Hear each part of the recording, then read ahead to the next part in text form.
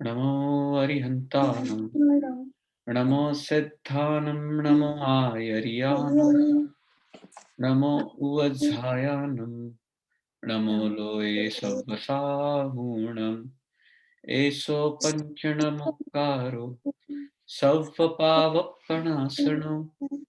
मङ्गलार्णं च सव्वेसिं, परमं हवै मङ्गलम्। अज्ञानतिमिरान्धानां ज्ञानाञ्जनशलाकया नेत्रम् उन्मीलितं येन तस्मै श्रीगुरुवे नमः। Can I guess it?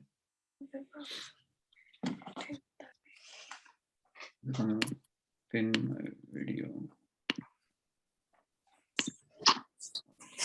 Like usual, we'll go ahead and do our question answers. ठीक है?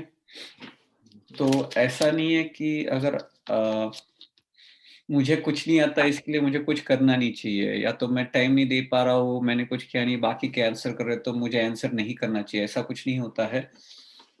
मैंने काफी बार देखा है कि आप जब जागो तब सवेरा, whenever you realize कि मैं I can work on this, with effort you can catch up. मैं आपको म्यूट करता हूँ। So with effort you can catch up. तो ऐसा कभी मत सोचना कि हाँ वो तो बाकी के सब आंसर कर रहे हैं तो हम क्या आंसर करें, हमको तो कुछ आता नहीं है। डजंट मैटर, हम सब सेम बोट में हैं, थोड़ा आगे पीछे होते हैं, और कोशिश करेंगे तभी सीखेंगे, कोशिश करेंगे तभी हमको पता चलेगा हम कहाँ पे हैं। Majority of the times we have assumption about ourself, हम खुद के बारे में अज्यूम करते हैं कि हमको तो ये पता है, ये तो बेसिक है, या तो हमको ये पता ही नहीं है। दोनों चीजें गलत हो सकती है। सो अजम्पशन में नहीं रहना है, बोलना है। बोलोगे तो अंदर क्या है वो बाहर आएगा, तो आपको भी पता चलेगा कि अंदर क्या है, कि क्या फिक्स करना है और क्या नहीं करना है। और ऐसे कभी मत सोचना है लोग क्या सोचेंगे, मुझे तो कुछ नहीं आता है। We are not here for others. हम दूसरों के लिए, अगर आप दूसरों के लिए आते हैं तो आप यहाँ तक आते ही नहीं। आप इतने सिंसियरली क्लास में आ रहे हो, रेगुलरली आ रहे हो, स्वाध्याय कर रहे हो, तो आपके अंदर ही कितनी वो उत्कंठा है, कितनी वो जागरूकता है, कितनी अलर्टनेस है, कितनी उत्सुकता है ये सीखने की। तो हम सभी ऐसे ही है, तो कभी ऐसे मत सोचना कि मुझे कुछ नहीं आता है, मैं क्या बोलूं। कोशिश करें, ठीक है? Keep on trying and you will get there. तो पहला क्वेश्चन, पाताल लोक में मंदिर नहीं होते हैं, सही है कि गलत है? मैंने सबको म्यूट किया है, तो अगर किसी को आंसर करना है तो अनम्यूट करके कर दीजिएगा प्लीज। गलत। गलत। पाताल लोक मतलब क्या? तो नीचे नरक लोक है, नरक। सो पृथ्वी से अर्थ मध्य लोक से 900 योजन, 900 योजन नीचे जाएंगे, तो उसके बाद जो भी नीचे है सब कुछ पाताल लोक। तो मेजॉरिटी 7 से 7 नरक आ जाते हैं, और महाविद्य क्षेत्र का जो नीचे वाला भाग है वो भी उसमें कवर हो जाता है, क्योंकि वो थोड़ा डीप है। तो वहां पे जो सारे है वो उस एरिया में मंदिर तो है, तो मंदिर नहीं होते ऐसा नहीं, मंदिर होते हैं। पाताल लोक में कहाँ पे होते हैं मंदिर? बिसाइड्स महाविद्य क्षेत्र का बेस, और कहाँ पे होते हैं? नरक में कहाँ पे होते हैं? भवनपति देव। वहां पे जो नरक, पहले 3 नरक में जो देव होते हैं उनको भवनपति देव कहते हैं। वो नरक में, मतलब नरक का भोग नहीं, दुख नहीं भोग रहे वो, उनका काम कुछ अलग होता है, बट वहां पे मंदिर होते हैं, तो वो पाताल लोक वाले मंदिर। मध्य लोक में 2.5 द्वीप के बाहर मंदिर नहीं होते हैं, सही है कि गलत है? गलत। गलत है, गलत है। गलत। एक मध्य लोक मतलब एक क्वेश्चन है पहले वाले क्वेश्चन के लिए। पाताल लोक में जो मंदिर होते हैं वो भवनपति देव उनमें जाते हैं, ऐसा है क्या? भवनपति देवों का रहने का एक अलग, थिंक ऑफ इट लाइक उनका महल होता है, या तो उनके टाउन होते हैं भवनपति देवों के, वहां पे मंदिर होते हैं, तो वो भवनपति देव वहां पे दर्शन करने जाते हैं ना। ओके। नरक में जो मर के नरक का भोग, मतलब नारकी जिनकी आयुष्य है, देव गति नहीं है, नरक नरक की आयु जिनकी है वो नहीं जाते, बट वहां पे रहने वाले जो देव है वो जाते हैं। अच्छा, वो जो देव है उनकी नरक की आयु नहीं होती है? नहीं, नरक की आयु नहीं होती है। उसके पीछे पूरी स्टोरी है, उन्होंने भी कुछ कषाय किए, इसके लिए उनको भवनपति देव बनना पड़ा, और वो भी मर के भी इस तरह के, so there is a whole thing behind it कि उनके कैसे कषाय होते हैं और उनको कैसे फिर आगे भुगतना पड़ता है। बट वो उस भव में नरक आयु नहीं भोग रहे, वो तो देव ही है, सिर्फ अच्छा, वो वहां पे देव है रेस्ट्रिक्टेड। लेकिन वो भवनपति देव बने और वो नरक में रहते हैं मतलब। Correct, correct. और वो जो मंदिर रहता है वो वहां पे भगवान का ही मंदिर रहता है, लेकिन वो भवनपति देव वहां पे मतलब जाते हैं। भवनपति देवों के एरिया में भगवान के मंदिर रहते, करेक्ट। 24 भगवान के मतलब तीर्थंकर परमात्मा के मंदिर रहते। ठीक। Okay, thank you. मध्य लोक में 2.5 द्वीप के बाहर मंदिर नहीं होते हैं, तो हमने कहा गलत। तो 2.5 द्वीप मतलब कौन सा? जम्बू द्वीप। जम्बू द्वीप को अगर किसी को साइंस समझता है तो कहेंगे मिल्की वे गैलेक्सी हो गया जम्बू द्वीप। फिर उसके बाहर कौन सा आता है? कौन सा द्वीप आता है जम्बू द्वीप के बाहर?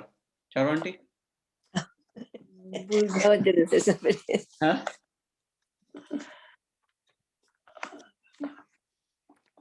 घातकी खंड, राइट? घातकी खंड, हाँ पुष्करावर्त। हाँ, तो घातकी खंड है वो सराउंडिंग मिल्की वे गैलेक्सी, उसको अल्मेडा गैलेक्सी भी कह सकते हो। फिर उसके बाद है पुष्करावर्त द्वीप, बट उसका आधा भाग, आधा ही, सिर्फ इनर हाफ, इसके लिए वो हो गया अढ़ी द्वीप, 2.5। तो यहाँ पे तो ह्यूमंस होते हैं और यहाँ पे मंदिर भी होते हैं, बट इसके बाहर भी मंदिर होते हैं। 8, 10, 12 द्वीप के बाहर भी मंदिर होते हैं, और वहां पे कौन जाते हैं? देव लोग जाते हैं, और देव और जो साधु लब्धिधारी साधु जाते हैं। मनुष्य जा सकते हैं? इफ देवता लेके जाएंगे वो तो जाएंगे, देव लेके जाएंगे तब जाएंगे। देवता लेके जा सकते हैं, तो देवता आपको विमान दे दे, आपको समझा आपने ऐसी कोई भक्ति की कि देव प्रसन्न हो गया और देव ने आपको विमान दे दिया, तो आप विमान में जाके आ सकते हो। It's possible by the way. So बाहर भी होता है, ठीक है। जावंती चेय्यायन सूत्र में सभी मंदिरों को वंदन किया गया है, ट्रू और फॉल्स? ट्रू। जावंती चेय्यायन सूत्र हमने देखा, सभी मंदिरों को वंदन किया गया है उसमें।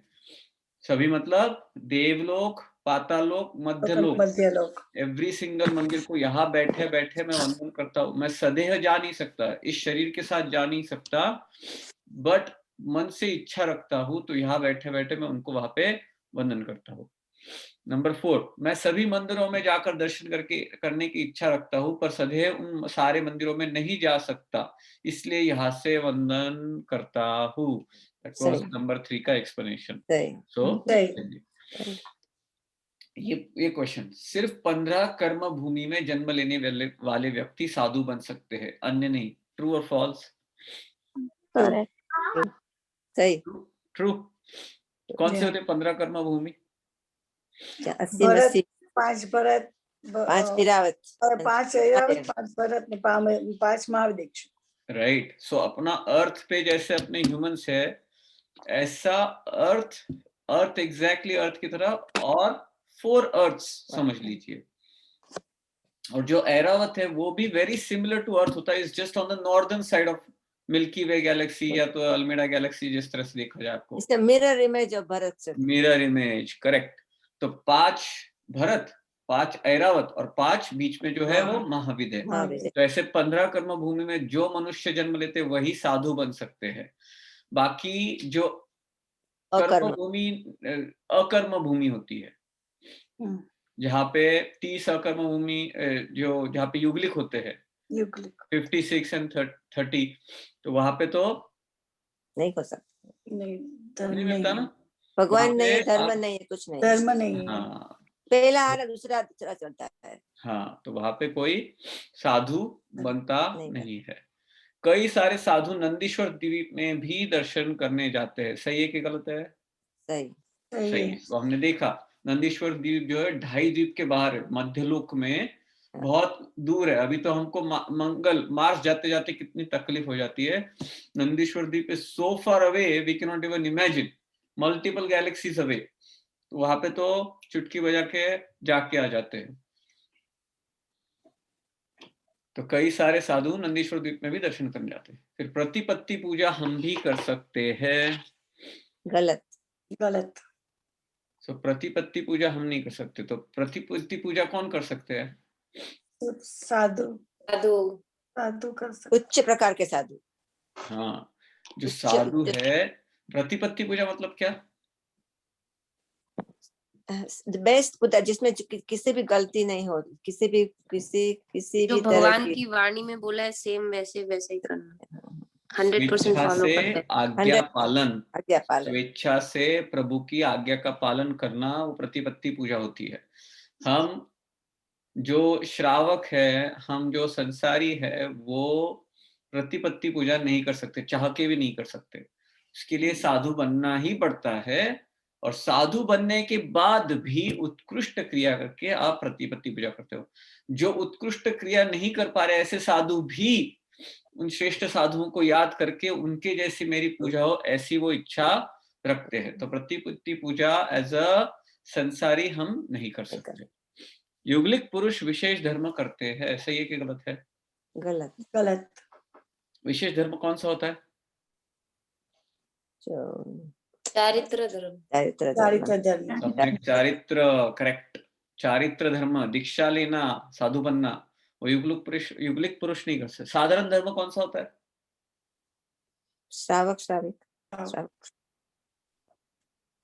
सम्यक ज्ञान, सम्यक दर्शन और सम्यक ज्ञान को साधारण धर्म कहा है। इसके लिए ऑफ कोर्स आपको श्रावक श्राविका बनना पड़ता है, बट अवीरती श्रावक भी विशेष साधारण धर्म करता है ना। अवीरती अभी कोई व्रत लिया नहीं है, बट वो तो सम्यक भी होता है, तो उसको सम्यक दर्शन और सम्यक ज्ञान वो साधारण धर्म हो गया, वो हो सकता है युगलिक को।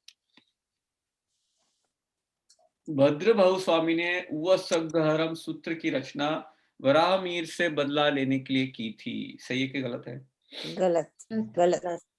गलत। वराहमीर कौन है? उनके बड़े भाई। रियल ब्रदर, संसारिक ब्रदर, राइट? तो हमने पूरी स्टोरी देखी थी लास्ट टाइम, क्या स्टोरी हुई थी? तो भद्रभाहु स्वामी ने वसग्रहरम सूत्र की रचना क्यों की? मर्ती रोग भगाड़वा को निकालने के लिए। जो उपद्रव, जो उपसर्ग वराहमीर ने लाया था, वराहमीर मर के यंत्र देव बना, और उसने ईर्ष्या, घोर जेलसी, एंगर के कारण, रिवेंज के कारण सारे जैनों पर एक उपसर्ग लाया, बहुत भयंकर उपसर्ग लाया। और सभी श्रावकों ने भद्रभाहु स्वामी से रिक्वेस्ट की, तो भद्रभाहु स्वामी ने इस सूत्र की रचना की, जिससे उपसर्ग का हरण हो गया, नाश हो गया। तो बदला तो वराहमीर लेने की कोशिश कर रहा था, भद्रभाहु स्वामी तो संघ को बचाने के लिए, धर्म मार्ग में आगे बढ़ने के लिए, श्रावकाओं को मदद करने के लिए इस सूत्र की रचना की। इस सूत्र से हमारे सांसारिक दुखों को भगाने के लिए उपयोग करना चाहिए। इस सूत्र का हमारे सांसारिक दुखों को भगाने के लिए उपयोग करना चाहिए। गलत। ये क्या गलत है? गलत। This is a very loaded question. काफी लोग क्या कहते हैं कि हमारे भगवान तो वितराग है, तो हम उनको क्या वंदन करें? उससे तो अच्छा है देवी देवताओं को वंदन करें, तो वो हमारा काम कर लेंगे। तो वो तो फिर उससे अच्छा तो ये करना चाहिए ना, भगवान को मांगना चाहिए, है कि नहीं? ट्रिकी क्वेश्चन करते हैं आप। It is a tricky question and it is a tricky point. और इस पे काफी लोगों के अलग अलग मत आते हैं, बट ये याद रहे, अपने जो संसारिक दुख है वो तो कर्म के उदय से आते हैं। इतना अगर हम समझ पाए कि कर्म का उदय होगा तो जिस तरह से आना है उस तरह से होगा। मैं भगवान से यही प्रार्थना करता हूं, मुझे संसारिक दुख आए, हमें दुख आए या तो हमारे कोई निकटवर्ती है उनको दुख आए, तो उससे हमें रेस्टलेसनेस, आकुलता, व्याकुलता होती है, हम मदद नहीं कर सकते। हम पॉजिटिव वाइब्रेशंस भेजेंगे तो शायद उनको फायदा भी हो सकता है। तो पॉजिटिव वाइब्रेशंस भेजने के लिए हमें पॉजिटिव रहना चाहिए। तो हम ये प्रार्थना कर सकते हैं भगवान से कि मुझे ऐसी शक्ति दे कि मैं समता में रहूं, मैं ऐसा नहीं मांग रहा हूं कि मैंने संसारिक दुखों को भगाओ, बट मुझे ऐसी शक्ति दे, यही प्रार्थना है कि मुझे ऐसी शक्ति दे कि मैं समता में रह सकूं, मैं समता का जो धर्म है वो उससे मैं दूसरी भटक ना जाऊं, मैं संसार के मार्ग में अटक ना जाऊं, धर्म से भटक ना जाऊं, मैं सम्यक तो मार्ग पर आगे बढ़ता रहूं, समता मार्ग पर आगे बढ़ता रहूं, समता में रहूं, दुख को सहने की ताकत मुझ में आए। ऐसी प्रार्थना हम भगवान को तो कर सकते हैं। और जब ये अंदर से अच्छे भाव से ऐसी भावना करते हैं तो ऑटोमेटिक आपका अर्थ ध्यान रौद्र ध्यान भाग जाता है, ऑटोमेटिक आप धर्म ध्यान में आते हो, और ऑटोमेटिक साथ साथ में वो कर्म है वो भी कटना चालू हो जाते, जो जो हमने तकलीफ दे रहे वो कर्म भी ऑटोमेटिक उनकी निर्जरा चालू हो जाती है। अगर हमें सम्यक तो प्राप्त हुआ है, हम समता में रहने की कोशिश कर रहे हैं और भगवान से यही सही प्रार्थना कर रहे थे, तो इससे रिजल्टेंट आपको ये होगा ही रिजल्ट कि आपके संसारिक दुखों में फायदा होगा। बट आपका गोल क्या है कि मुझे समता में रहने की ताकत दे, और मैं तो खुश हूं कि ये मुझे तकलीफें आ रही है, इससे मेरे जो बुरे कर्म है उनका नाश होता है। नाश हो रहा है। देखो, दृष्टि बदलो, सृष्टि बदल जाती है, हमें दृष्टि बदलनी है। जो भगवान के पास, भगवान तो परम उपकारी है और उनके नाम में तो इतनी ताकत है। अभी देखेंगे उपसर्ग उपसर्ग सूत्र के पूरे डिटेल्स में कितनी ताकत होती है। बट यहाँ पे जब हम कर रहे हैं संसारिक सूत्र, अगर हम सिर्फ फोकस ये रखा कि मेरा ये प्रॉब्लम सॉल्व हो जाए, मेरा ये प्रॉब्लम सॉल्व हो जाए, मेरा ये प्रॉब्लम सॉल्व हो जाए, शायद आपको वो हो भी जाएगा, बट नियानुशल्य का पाप लगेगा। शॉर्ट काम अपना अच्छा हो जाएगा शायद, बट लॉन्ग टर्म में हमने बहुत बड़ा नुकसान करके रख दिया है। तो ऐसे नियनुशल्य नहीं करना है। हमें क्या करना है कि भगवान, यही प्रार्थना है मेरी कि मैं समता में रह सकूं, धर्म से भटक न जाऊं, संसार में अटक न जाऊं, राग द्वेष में पड़ न जाऊं, समता में इस दुख के समय में मैं शांत रह सकूं, न्यूट्रल रह सकूं, मध्यस्थ में रह सकूं, समता में रह सकूं। ये मुझे शक्ति दो। आपके पास तो, आप तो इसके एपिटोम, आप इसके तो प्रतीक हो, और आपको देख के मुझे ये अंदर से रियलाइज हो रहा है कि मुझ में भी ये कैपेसिटी है। तो आप मुझे आशीर्वाद दो, भगवान के आशीर्वाद में तो बहुत ताकत है, मुझे ऐसा आशीर्वाद दो तो ये मेरा काम हो जाए। ये क्लियर है पॉइंट सबको? कोई डाउट इसमें किसी को? એટલે हम लोग जो संसारिक दुखों मांगते तो मीन्स पापानुबंधी पुण्य बंधाएंगे ना कि नहीं? क्या क्या क्या फिर से क्वेश्चन करना। अगर हम भगवान के पास सांसारिक दुखों मांगेंगे, अगर हमको पुण्य, अगर कुछ धर्म करके पुण्य तो मिलेगा, लेकिन वो पापानुबंधी पुण्य मिलेगा, राइट? Correct, correct. या जब वो उदय में आएगा तब क्या होता है ना, क्योंकि हम मिथ्यात्व में काम कर रहे हैं ना, हम अभी भी शरीर, ये पर चीजों को अपनी चीज मान के अगर हम ये कर रहे हैं तो नियानु बंधन हो रहा है। नियानु मतलब नियानुशल्य, हमने क्या था, नियानुशल्य। तो ये जो पुण्य तो बंधा आपने भगवान की भक्ति की, इसके लिए उसका फायदा भी हुआ, बट वो जब उदय में आता है तो हमें सम्यक्तों के मार्ग पर, मोक्ष के मार्ग पर लेके जाने के बजाय उल्टे मार्ग पे लेके जाता है और बहुत बड़ा नुकसान करके रखता है। सही बात। तो हमें मांगना क्या है, तो समता भाव में रहे, ये मांगना। सम्यक्त्व आ भी गया तो हम वहां से, उसका पतन हो सकता है। इसके लिए कॉन्स्टेंटली समता में रहने के लिए हम भगवान के पास देखते हैं, भगवान को याद करते हैं, से रियलाइज करते हैं मेरा स्वरूप कैसा है। Thank you. इस सूत्र का हमारे संसारिक दुखों को भगाने के लिए हो गया क्लियर। इस सूत्र में आदिनाथ भगवान की स्तुति की गई है, उपसर्ग उपसर्ग सूत्र में। गलत गलत गलत? गलत कौन से भगवान की स्तुति की गई है? पार्श्व ये सबको पता है। चलो, हम तो रिचमंड में पार्श्वनाथ भगवान का मंदिर है, तो ये किसी को भूलना नहीं है। यह सूत्र 9 स्वर्ण में तीसरे नंबर पर आता है। गलत गलत कौन से नंबर पर? Number 2 second. देखो, इस सूत्र में नवकार मंत्र का बीज है, इस नवकार मंत्र का बीज है इस सूत्र में। तो इसको कितना पावर है कि नमोकार मंत्र के बाद सीधा इस सूत्र को रखा गया। बहुत पावरफुल मंत्र है। वो पावर कब आती है? जब हम अंदर से करते हैं, हृदय से करते हैं। ठीक है. So now moving on to उषघरम सूत्र. चैत्यवंदन में अभी we are almost हम at the end, we are pretty close to completion. हमारी जो जर्नी स्टार्ट हुई थी अब ऑलमोस्ट पूरी होने को आ रही है. तो अभी जो है नमोकार उषघरम करेंगे, तो please repeat after me. Mute रखा हो तो भी चलेगा, बट शब्द का उच्चारण ठीक हो जाए इसके लिए मैं बोलता हूँ तो आप रिपीट करना. उषघरम उषघरम पासम पासम वंदामि पासम पासम वंदामि कम्म गणमुक्कम कम्मगणमुक्कम विसहर विसनिन्नासम. विसहर विसनिन्नासम निन्नासम है, देखो नीणासम नीणासम मंगल कल्याण आवासम. मंगल कल्याण आवासम. तो याद रहे जहाँ पे अनुस्वार है उसका ध्यान रखे, जहाँ पे जोड़ाक्षर है उसका ध्यान रखे. काफी बार वो गलतियां होती है. विसहर फुल्लिंग मंतम विसहर फुल्लिंगमन्तं कंठे धारे जो सयामणुओ कंठे धारयति जो सयामणुः तस्स गहरो गमारी तस्य गहरो गमारि दुट्ठ जराजंती उवसामम. दुट्ठ जराजन्ते उसामं. चिट्ठौ दुरेमंतो चिट्ठं दुरमन्तो तुझ पणामो विबहुफलो होई तुच्छ प्रणाम बहुफल होई. नरति येसु विजीवा नर तेरे सुविजीवा पावंती न दुःख दोगच्चम. पावन्ति न दुःखं.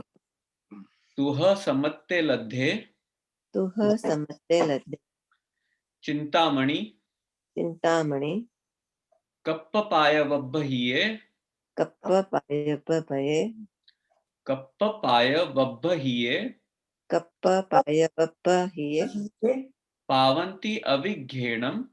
पावन्ति अविघेणं.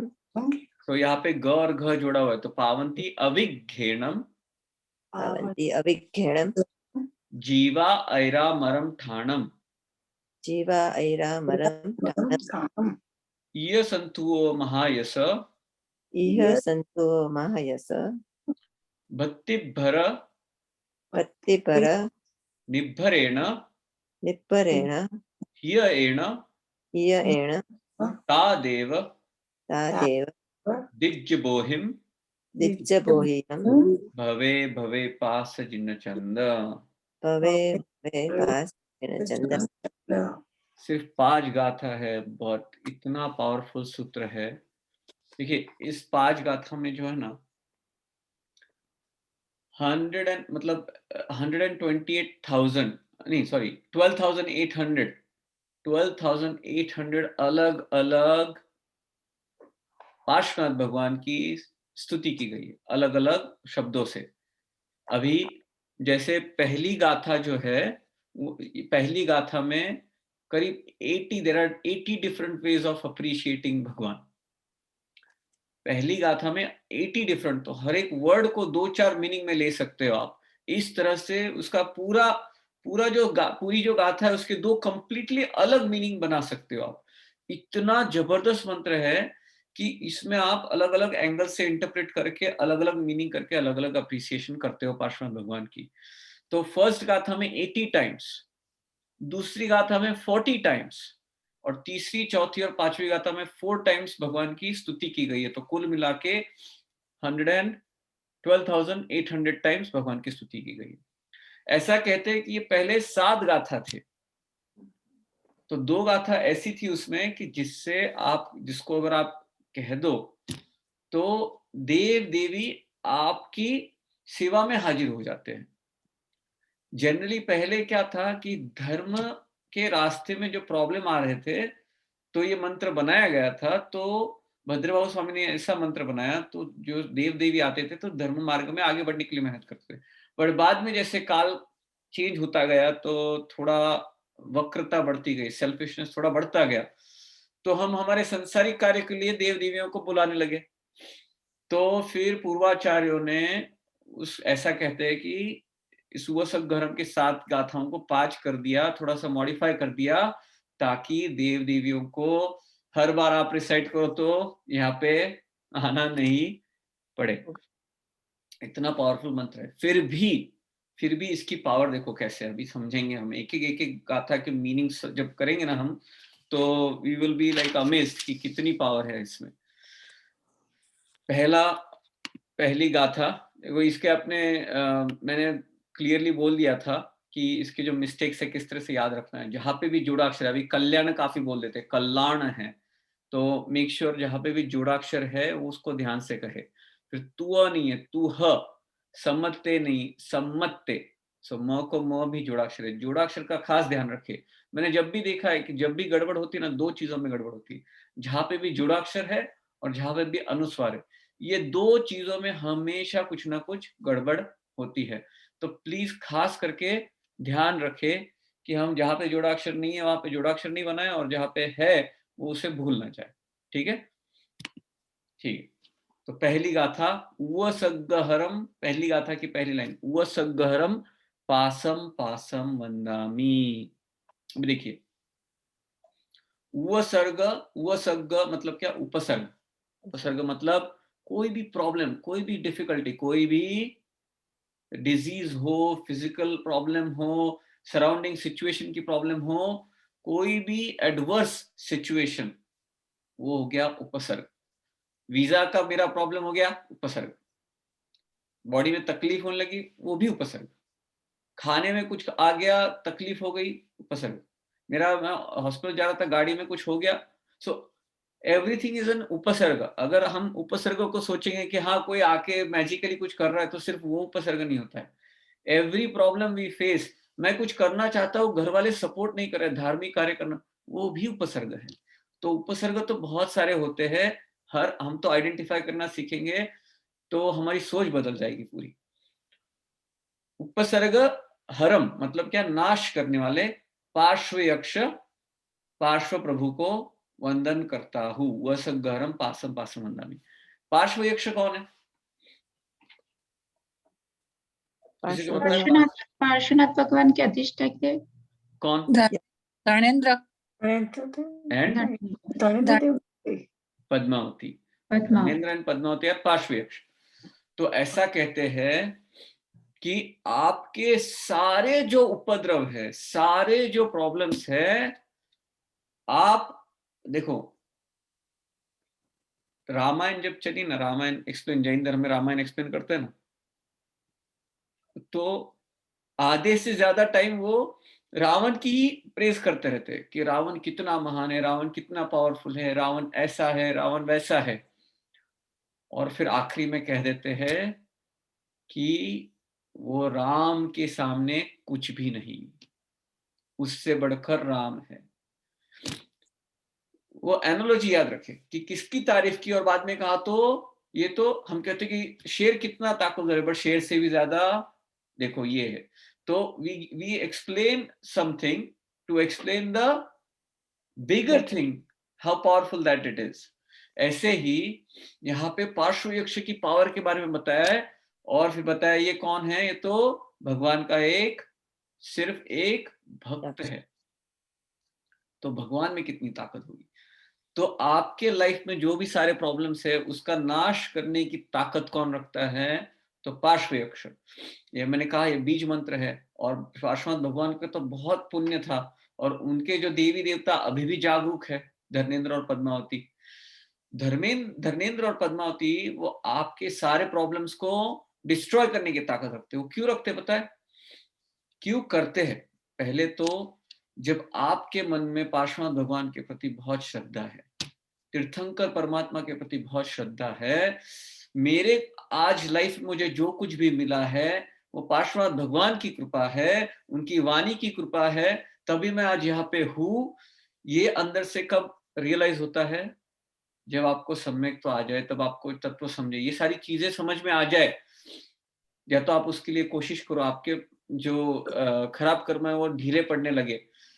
जब आपको ये अंदर से रियलाइज होता है, आपको एक श्रद्धा होती है, भक्तिभाव होता है, जब ये होता है, आप पार्श्वनाथ भगवान के बारे में सोचते हो, उनको वंदन करते हो, उनको याद करते हो, मन से भाव करते हो, तो आपकी भक्ति को देख के ये देवी देवता आकर आपको किस तरह से मदद करे, किस तरह से आपको धर्म के मार्ग में आगे बढ़ने में फायदा करे, इसके लिए कोशिश करते हैं। इनमें इतनी ताकत है, और ये कौन है? भगवान के सिर्फ एक भक्त है। देखो, उपसर्ग का नाश करने वाले पार्श्व यक्ष, पार्श्व प्रभु को मैं वंदन करता हुआ, पार्श्व प्रभु को वंदन करता हुआ सब बाद में आएगा। इसमें दो चीजें हैं। भगवान कितने पावरफुल है ये इमेजिन करो कि उनके एक एक भक्त भी कितने ताकतवर होते हैं। दूसरी चीज, भगवान का पूजा, भगवान को अलग अलग अतिशय होते हैं ना, तो पूजा अतिशय यहाँ पे आता है। तो देव भी भगवान को वंदन करते हैं। जो देव तो कितने पावरफुल होते हैं, कितने उनके पास कितनी लब्धियां होती, कितनी पावर्स होती है, कितना सुख होता है, सब कुछ होता है, वो भी भगवान के चरणों में होते हैं।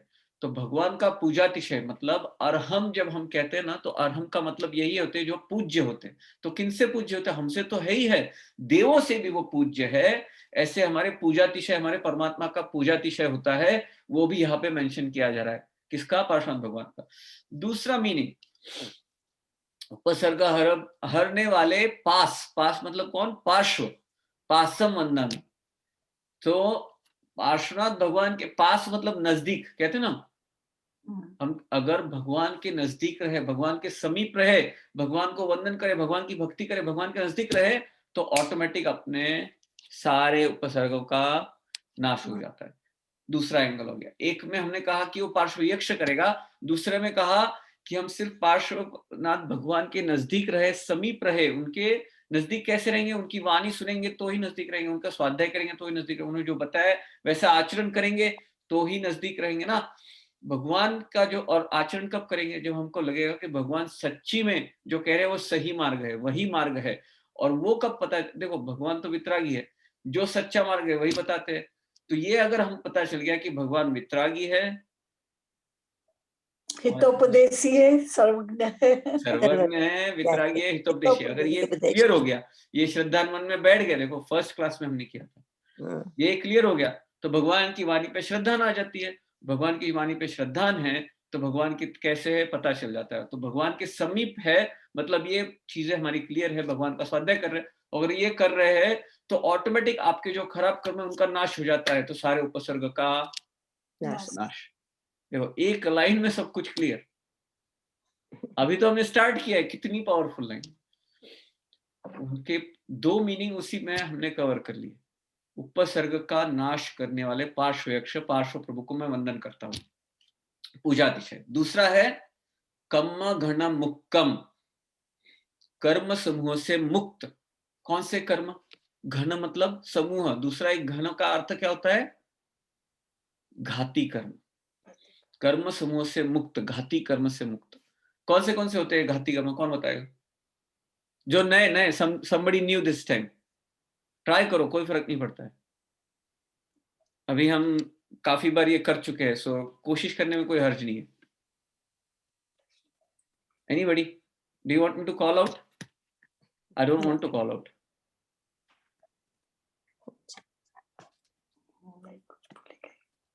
नवीन अंकल,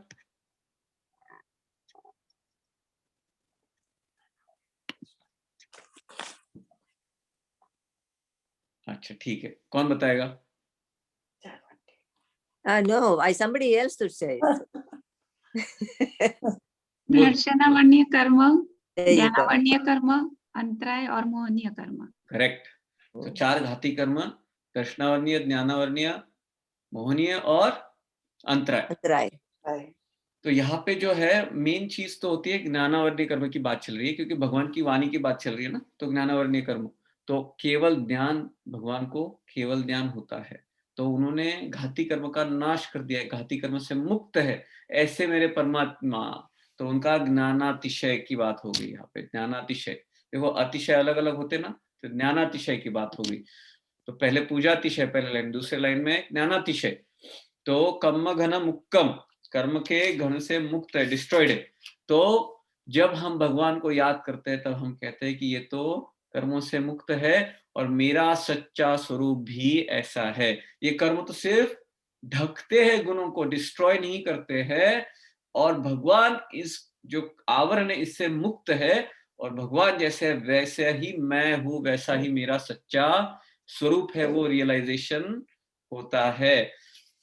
कम्म घनम उत्कम विसहर विसनिन्नासम। विसहर मतलब सर्प, जो विष धारण करता है। विषहर मतलब जो विष धारण करने वाला होता है, उसके विष का नाश कर देता है। विसनिन्नासम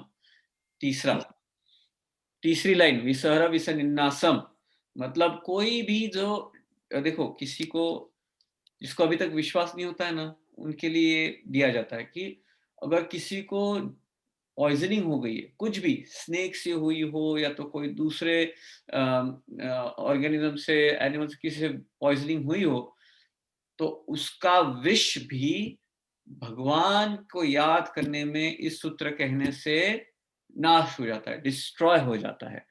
ऑफ कोर्स हृदय से कहना है, अंदर के भावना से कहना है, उस तरह से आचरण करना है, तो वो सिद्ध होता है और आप कर पाते हो। बट विसहर विसनिन्नासम, वो किसी को अपाय होता है, प्रॉब्लम होता है, तो वो होने नहीं देते। भगवान का ये अतिशय, अपाय पगमातिशय, तीसरा अतिशय, पूजातिशय, ज्ञानातिशय, अपाय पगमातिशय, तीसरे लाइन में। विसहर विस निन्नासम, विष जो सर्प है उसका भी नाश कर देते हैं। फिर आता है फोर्थ लाइन, मंगल कल्याण आवासम। देखो, मंगल कल्याण आवासम, मंगल मतलब क्या? शुभ, जो शुभ को लाता है, अशुभ को भगाता है, शुभ को काट देता है, वो है मंगल।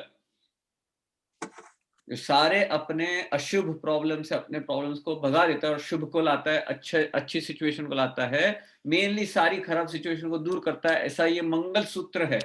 तभी तो इसको 9 सूत्रों ने कहा है, राइट? तो ये जो है भगवान, मतलब ये अभी जो सूत्र है ना, इसमें ये याद रहे कि भगवान की वाणी के बारे में बात चल रही है।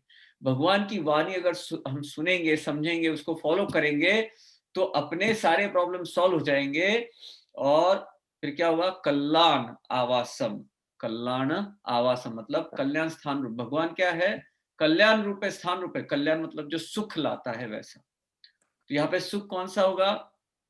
भौतिक सुख की भी बात नहीं चल रही, वो तो आएगा ही आएगा। आध्यात्मिक सुख, इनर हैप्पीनेस की बात चल रही है। तो ये जो भगवान है वो कैसे है? वो मंगल है और कल्याण स्थान रूप है, ऐसे हमारे भगवान है। तो ये हो गया उनका वचनातिशय। चौथा अतिशय कौन सा हो गया? वचनातिशय। उनके वचन में कितनी ताकत है, अशुभ को भगा देता है, शुभ को लाता है और सच्चे सुख को लाता है। तो शुभ जो है वो सराउंडिंग के लिए, सिचुएशन के लिए होता है। सुख जो है इनर हैप्पीनेस। तो अशुभ को भगाता है, शुभ को लाता है मतलब मंगल, और कल्याण मतलब कल्याण मतलब सुख को लाता है। ऐसे स्थान रूप मेरे भगवान, पार्श्वनाथ भगवान की बात चल रही है। उनको मैं क्या वंदन करता हूं। तो ये पासम वंदामी, जो ना पासम वंदामी वाला पार्ट, वो एंड में कहने का मतलब, ये जो आगे पीछे जनरली होते हैं वर्ड्स, तो उसको एंड में ये चारों को पासम वंदामी मतलब ये मेरे ऐसे पार्श्वनाथ भगवान को मैं वंदन करता हूँ, जिनकी इतनी पावर है, सिर्फ उनको याद करता हूँ तो मेरे सारे प्रॉब्लम डिस्ट्रॉय हो जाते हैं। उनमें इतनी ताकत है। क्या क्या होता है? मेरे सारे उपद्रवों का नाश हो जाता है। जो कर्म समूह से मुक्त है वैसा मैं हूं, मुझे रियलाइज होता है। मेरे सारे ज्ञान मेरे अंदर कितना ज्ञान है वो पता चलता है। उनके स्मरण से, उनको वंदन करने से सर्प का भी विष जो है उसका नाश हो जाता है। सारे अशुभ चले जाते हैं, शुभ आते हैं और सुख आता है, सुख मिलता है। ऐसे मेरे भगवान, मैं उनको वंदन करता हूँ। देखो पहली गाथा कितनी पावरफुल। पहली गाथा में कितना स्तवन किया है उनको, कितने अलग अलग एंगल से उनको अप्रिशिएट किया है, उनकी स्तवना की, उनकी स्तुति की है। दूसरी गाथा में क्या करते हैं वो? देखो उनके यहाँ पे तो कहा उनका वंदन, फिर दूसरी गाथा में उनके मंत्र, विसहर फुल्लिंग मंत्र, जो फुल्लिंग मंत्र है उसके पावर के बारे में कहा है दूसरी गाथा में। कितना पावरफुल वो मंत्र है, उससे क्या क्या फायदा होता है, उसको सिद्ध करोगे तो उससे क्या क्या होता है। तीसरी गाथा में कहते हैं कि अगर आपको मंत्र भी नहीं आता है तो भी सिर्फ प्रणाम के, उनको भगवान को प्रणाम करने से कितने फायदे होते हैं। चौथी गाथा में कहा है ये तो सब भौतिक हो गया, बट इन सबसे श्रेष्ठ चिंतामणि रत्न और कल्पवृक्ष से भी श्रेष्ठ सम्यक्त्व, आप मुझे सम्यक्त्व देते हो जो कि मुझे मोक्ष तक लेके जाने वाला होता है।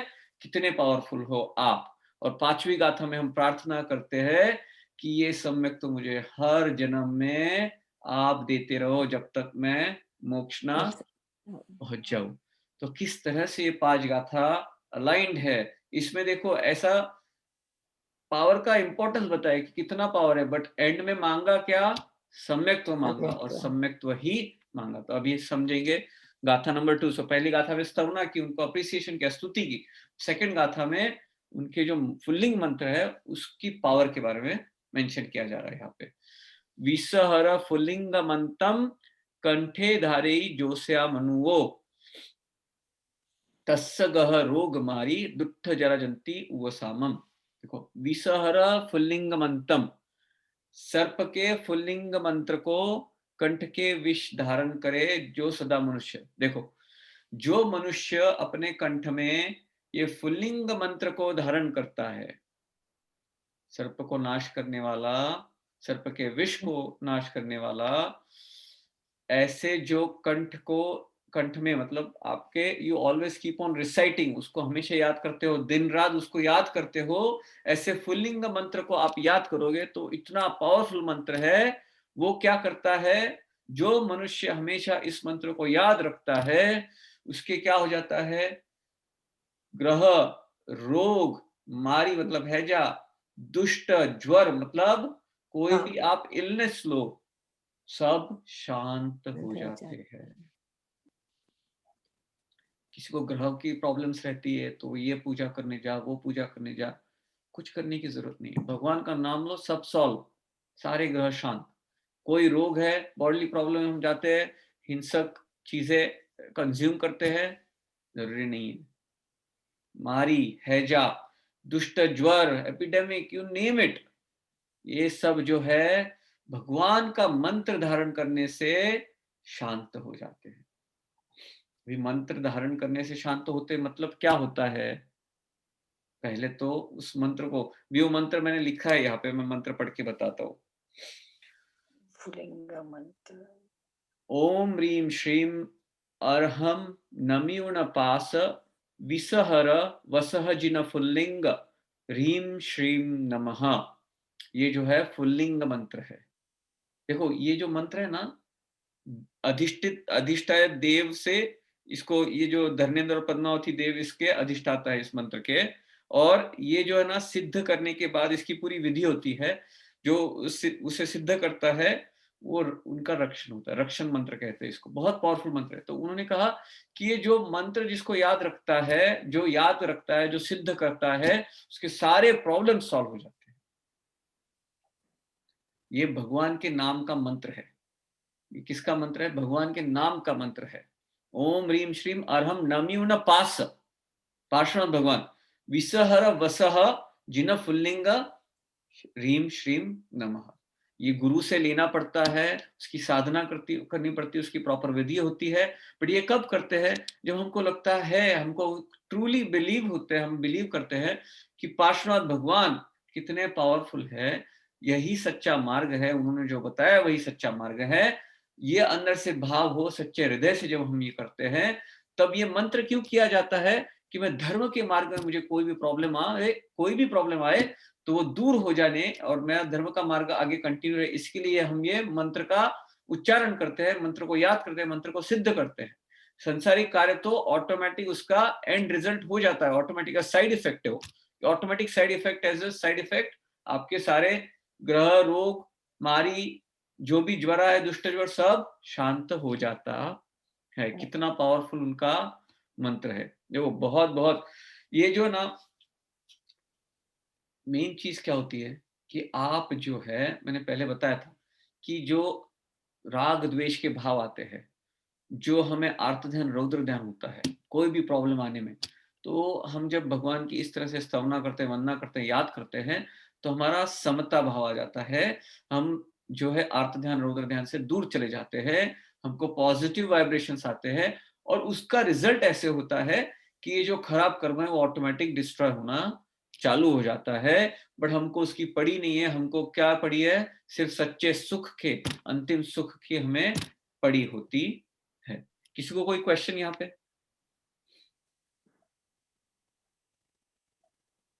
ठीक है, देखो हम कहेंगे यार हम तो ये सिद्ध कर नहीं पाएंगे, यहाँ पे हम अमेरिका में हैं, हमारे पास गुरु महाराज नहीं है, हमको सही विधि पता नहीं है, हम नहीं कर पाएंगे शायद। तो उसके लिए नेक्स्ट आता है, तो उन्होंने क्या कहा? चिट्ठौ दुर्यमंतो तुझसे पनामो वी बहुफलो ही नर त्रियेसु विजीवा पावंतिन दुख दोगच्चम। मतलब क्या?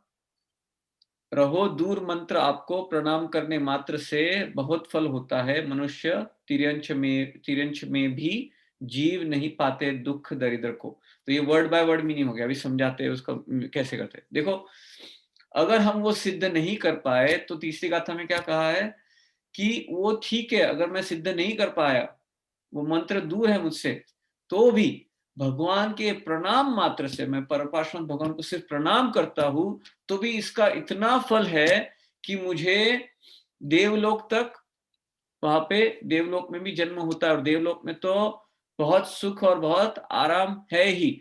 बट ऐसा नहीं, जिसने ऑलरेडी बंधन कर लिया मनुष्य और तिर्यंच भी, उसको भी नहीं कोई दुख या दरिद्रता को नहीं पाता है, बहुत सारी सुख संपत्ति पा लेता है।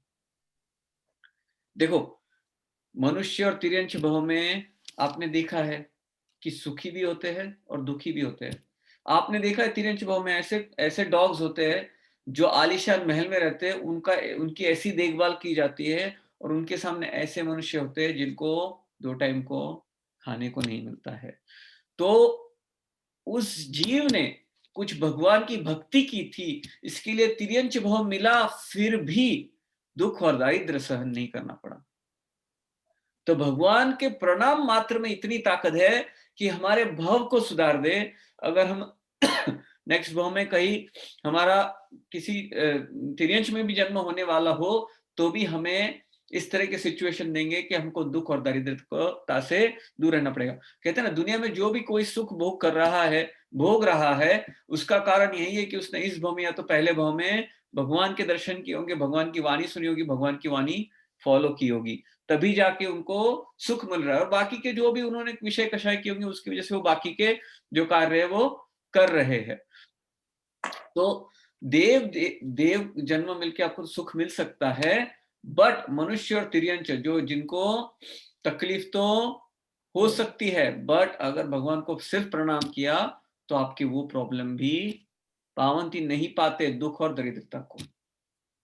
देखो बट उनको तो पड़ी नहीं होती है, जो भगवान को प्रणाम करते हैं सच्चे दिल से, उनको ये पड़ी नहीं होती है, बट ये तो उसका साइड इफेक्ट है। भगवान फिर से बता रहे भद्रबाहु स्वामी, ये तो सिर्फ उसका साइड इफेक्ट है, ये तो ऑटोमेटिक रिजल्ट उसका आता है।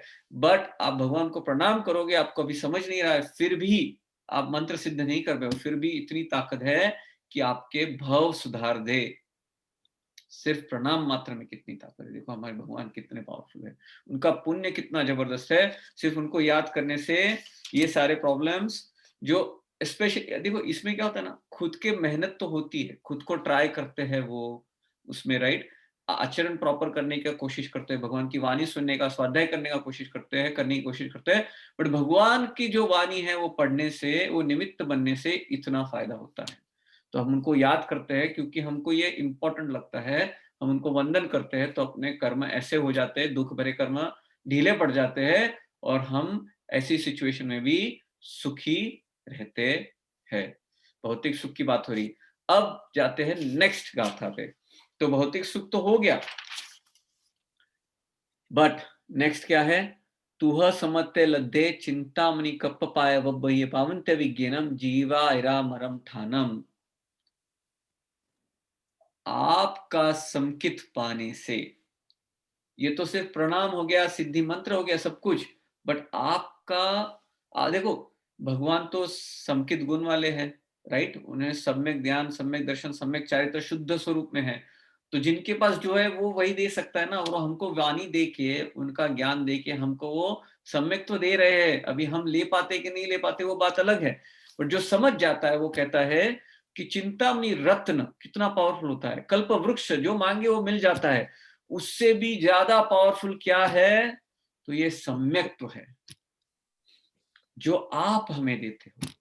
जिसको पता है कि एक बार मुझे संकित सिर्फ एक बार मिल जाए तो मेरा मोक्ष जाना निश्चित हो जाता है। जो मेरा मिथ्यात्व मोहनीय कर्म है वो टूट जाता है, उसका आवरण या तो उसका उपशम हो जाता है। तो ये आपके वंदन करने से वो सबसे बड़ी चीज है। ये तो संसारिक चीजें कुछ है ही नहीं। जो ज्ञानी है उसको ये समझ में आता है। जो एक ज्ञानी जिस तरह से वो सम्यक ज्ञान के लिए जो कोशिश कर रहा है, स्वाध्याय करके जो कोशिश कर रहा है, उसको ये समझ में आ रहा है। तो ये संकित कितना इंपॉर्टेंट है वो ये बता रहे हैं।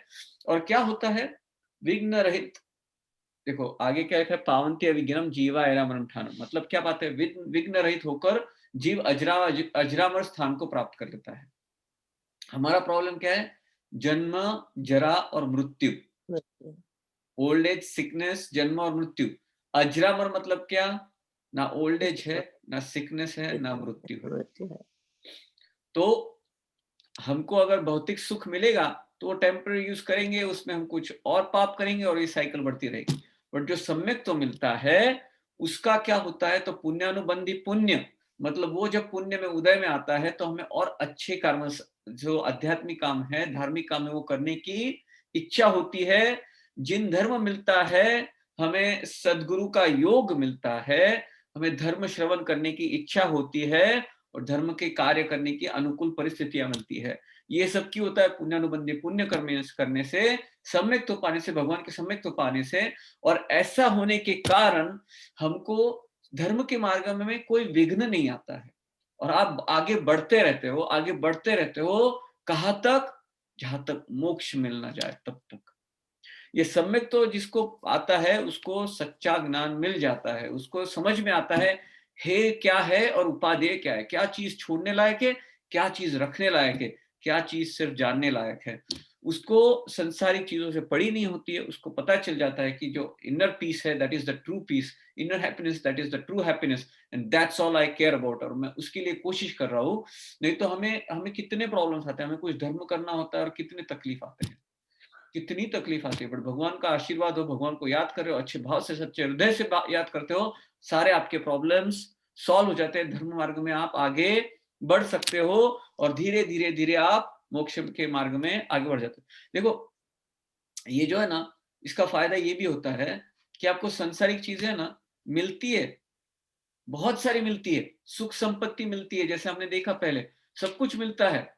बट आप उसका, जैसे चक्रवर्ती भी है वो युद्ध भी करते हैं, उनको वो रोल है, उनको युद्ध करना पड़ता है, सामने वाला को अटैक कर रहा है जो भी है, बट अंदर से उनको लगता है ये तो रोग है, सुख नहीं है। उनको ये अंदर से क्लियर रहता है, मतलब वो सब कुछ भौतिक सुख होते हुए भी उसका सेवन नहीं करते हैं। और जो अज्ञानी होते हैं, जिनको सम्यक तो नहीं होता है, उनको तो वो विषय कषाय मिलते भी नहीं है। उनको जो चीजें हमेशा उनको मुझे ये चाहिए, वो चाहिए, इतने पैसे चाहिए, इतना घर चाहिए, जो भी हम मांगते रहते वो है नहीं, फिर भी उसका सेवन करने का पाप लगता है। ज्ञानी बहुत कम होते हैं, 5 इंद्रिय विषय कषाय सिर्फ कर्म को ही लाते हैं। बट निश्चय नए से देखा जाए तो ऐसे जो होते हैं, चक्रवर्ती होते हैं या तो जो सम्यक्त्वी जीव होते हैं, उनको सम्यक्त्व के कारण, उनकी जो उन्होंने स्वाध्याय किया था, भगवान की भक्ति की थी, उसके कारण उनको बहुत सारी चीजें ऑलरेडी मिल जाती है। बट वो उसमें मग्न नहीं होते हैं, उसमें इन्वॉल्व नहीं होते, उस विषय कषाय से वो नए कर्म बांधते नहीं है, उल्टा उसको भोगते, समता भाव में रहते हैं और उसका नाश कर देते हैं। जो भोग है उसका नाश कर रहे हैं और जो नहीं भोग है वो नया बंधन कर रहे हैं। बट हम क्या करते हैं, हमको तो अभी भी अंदर से यही लगता है कि ये पैसे कमाने चाहिए, स्टॉक्स में इन्वेस्ट करना चाहिए, इतने बिजनेस में बढ़ाना, इतना जॉब में आगे बढ़ना, इतने कंपनीज खोलने, जो भी हमको अंदर से यही लगता है ये करने लायक चीज है। अगर हमें ये करने लायक चीज लगती है तो हमें अभी तक 7 तत्व पे श्रद्धा नहीं हुआ है, अभी तक सम्यक तो नहीं आया है। और ये क्या होगा, मिथ्यात्व को बढ़ाएगा, पापानुबंधी होगा। जो ज्ञानी है वो सम्यक्त्वी है, उसको तो ये चीजें मिल जाती है, फिर भी उसमें कोई रस रहता नहीं है, कोई इंटरेस्ट रहता नहीं है। तो ऐसे ज्ञानी को सम्यक्त्व है उसके पास, उसको पुण्यानुबंधी पुण्य कर्म के कर्म के उदय से धर्म के मार्ग में कोई प्रॉब्लम्स नहीं आती और वो आगे बढ़ते रहते हैं। कहाँ तक? तो आखिरी में मोक्ष तक लेके जाने के लिए वो रास्ता बन जाता है। ऐसे हमारे भगवान है जिनके आशीर्वाद से ऐसी चीजें हमें मिलती है, हम ऐसा कर सकते हैं, हमें ऐसा रिजल्ट मिलता है। Going on to the last गाथा। ये संतुय महायस भक्ति भर निबरेण हियेन तादेव दिज्यबोइम भवे भवे पास जिन चंद। देखो अभी तक पहले गाथा में हमने देखा भगवान की स्तुति की, उनके 4 अतिशय देखे, उनकी कितनी पावर देखी। दूसरी गाथा में हमने क्या देखा? उनके फुल्लिंग मंत्र की पावर देखी, कितना पावरफुल फुल्लिंग मंत्र है, उसको सिद्ध किया तो क्या रक्षण होता है। तीसरी गाथा में देखा अगर वो भी नहीं है, सिर्फ प्रणाम की कितनी ताकत है, सिर्फ प्रणाम करने से क्या क्या फायदे होते हैं।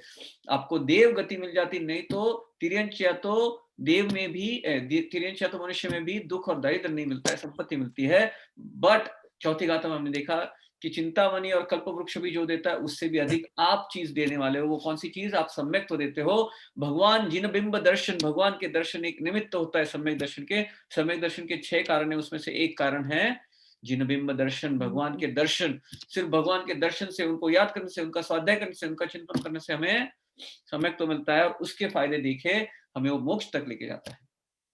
अब 5वीं गाथा में क्या कर रहे हैं? हम प्रार्थना कर रहे हैं। किसको? तो प्रभु को, पार्श्वनाथ भगवान को प्रार्थना कर रहे हैं। इस प्रकार मैंने आपकी जो स्तुति की है, हे महायशस्वी, हमें पूरे भक्ति के समूह से, भरपूर हृदय से, हे देव मैं आपको ये रिक्वेस्ट करता हूं कि मुझे बोधि संकित दीजिए भवो भव। हे पार्श्वनाथ जिनचंद्र। देखो पार्श्वनाथ भगवान को 3 उपमाएं दी है यहाँ पे। क्या कहा है? महायशस्वी, देव और जिनचंद्र, 3 चीजें कहा है। मैं भक्ति भाव से, हृदय से आपको प्रार्थना करता हूं, मैंने आपकी इतनी स्तुति की, आपको प्रार्थना करता हूं कि मुझे हर भाव में आप बोधि दे, संकित दे, सम्यक्त्व दे। तो कितना इंपॉर्टेंट है। आखिरी बात हमने क्या कहा? सब कुछ घूम के हमने क्या कहा? सम्यक्त्व दीजिए मुझे, आप मुझ पे आशीर्वाद, मुझे आशीर्वाद दीजिए, मुझ पे कृपा करिए और हर भाव में मुझे संकित दीजिए। एक समझ में नहीं आ रहा है, संकित मिला और फिर से हर भाव में संकित मांग रहे हैं, ऐसा क्यों? कौन बताएगा? संकित आके चला भी जाता है ना। क्यों चला जाता है फिर? सही बात है, क्यों चला जाता है? पतन हो जाता है, क्यों? पता नहीं, क्योंकि हम संसार की भाव में रखते थे, संकित नहीं चला जाता है। क्या होता है? सम्यक तो आने से पहले हमने दुनिया के कुकर्म करके रखे हैं, हमने दुनिया के गलत सलत काम करके रखे कि कब? संकित आने से पहले। तो उसका उदय तो बाद में आएगा ना। तो हमको संकित तो आ गया, बट बाद में वो पहले वाले मिथ्यात्व कर्म उदय में आ जाते हैं और संकित का पतन कर देते हैं। तो फिर पता नहीं कितना टाइम लगेगा। महावीर स्वामी को देखो, चौथे आरा के बिगिनिंग में तीर्थंकर बनने वाले पता था, फिर भी उनको पूरा चौथा आरा, एक कूड़ा कूड़ी सागरोपम तक रुकना पड़ा तीर्थंकर बनने के लिए। तो भगवान की स्थिति है, हमारी स्थिति देखो क्या है। तो हम क्या है, पतन कर लेते हैं। पहले वाले जो है कर्म उदय में आते हैं, परिस्थिति बन जाती है, हम वीक बन जाते हैं, हम पुरुषार्थ नहीं करते और हमारा नया कर्म बंधन कर लेते हैं, पुराने कर्म का पतन हो जाता है, उसकी वजह से हमारा पतन हो जाता है। तो हम भगवान से रिक्वेस्ट करते हैं कि भाई मेरा संकित चला जाएगा, बट आपकी कृपा है तो मुझे फिर से आप कृपा कीजिए और मुझे हर भाव में संकित दीजिए, हर भाव में मुझे सम्यक्त्व दीजिए। ऐसे मैं आपसे रिक्वेस्ट करता हूँ, भाव भरी वंदना करता हूँ। हे देव, हे जिनचंद्र, हे महायशस्वी। महायशस्वी क्यों कहा? तीर्थंकर परमात्मा को महायशस्वी कहा। देखो उनकी प्रशंसा चारों ओर होती है और पार्श्वनाथ भगवान की तो ऐसा जबरदस्त पुण्य है, अभी भी उनका जागरूक देवस्थान है। तो वो जो है उनकी पावर इतनी है, उन्होंने तो ऑफकोर्स उनकी यशस्वी के कारण तो बहुत है। उन तीर्थंकर होते तो मतलब उन्होंने सारे राग द्वेष का तो नाश कर लिया है, तीर्थंकर नाम कर वो बांधन कर लिया है, उनके कितने सारे अतिशय होते हैं। वो महायशस्वी परमात्मा है। देव कहा मतलब देवों के भी देव कहा, देवादि देव। हे देवादि देव, देवों के सारे देव भी आपकी पूजा करते हैं। जिन चंद्र, कितने सारे हमारे परमात्मा है, उसमें भी आप चंद्र के समान, उसमें भी आप श्रेष्ठ हो। हे पार्श्वनाथ भगवान, आप मुझ पे कृपा कीजिए, मुझे संकित दीजिए, अभी तो दिया आपने और आने वाले सारे भाव में आप ये दीजिए। ऐसा हम आखिरी गाथा में भगवान से रिक्वेस्ट कर रहे हैं, क्योंकि हमको पता चला है कि सच्चा मार्ग, सच्चे सुख का मार्ग, सच्चे प्रॉब्लम्स के बिना का मार्ग, सच्चे उपसर्ग के बिना का मार्ग, सच्चे जन्म जरा मृत्यु बिना अजरा अमर जो रास्ता है, अजरा अमर स्थान है, वो पाने का जो मार्ग है वो है समकित, और वो हमें भगवान ही देते हैं। ये क्लियर हो जाता है हमारे मन में। हमारे दुख को भगाने वाला और कोई दवा हमें दुख भगा नहीं सकती।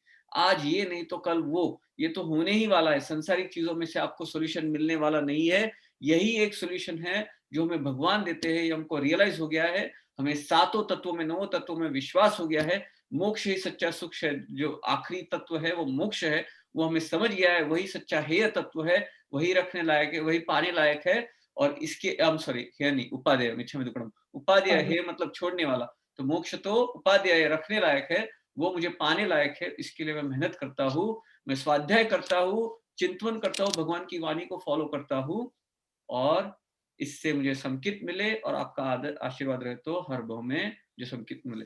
यही भावना से हम सबको समकित मिले, सम्यक तो मिले, हर भाव में मिले, ऐसी भावना करके हम उपवसक धर्म सूत्र का पाठ पूरा करते हैं। किसी को कोई question?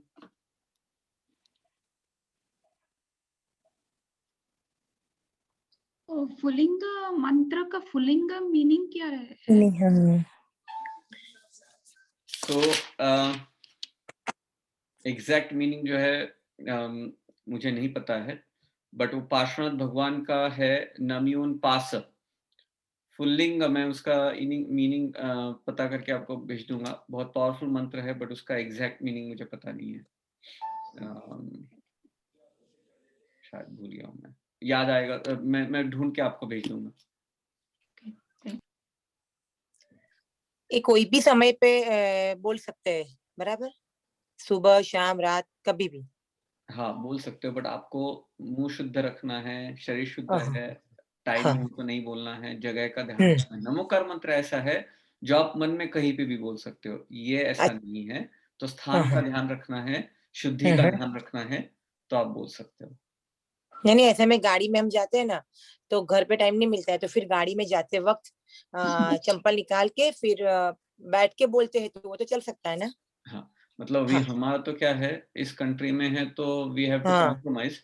It is not ideal, but चल सकता है। ठीक है। बहुत पावरफुल है, इसके बारे में चिंतन करना, सोचना, पढ़ना बहुत ही जबरदस्त मंत्र है। Any other question?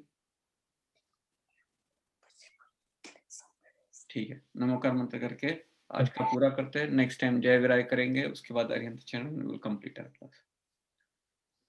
नमो अरिहंताणं, नमो सिद्धाणं, नमो आयर्याणं, नमो पूज्यायाणं, नमो लोये सवसाहनं, एषो पंचणमुक्कारो भवपावपणासनो, मंगलार्णं च सव्वेसिं परमं हवै मंगलम्। जिन आज्ञा विरुद्ध कुछ भी कहा हो जाने अनजाने में, तो मन वचन काय से मिच्छामि करो।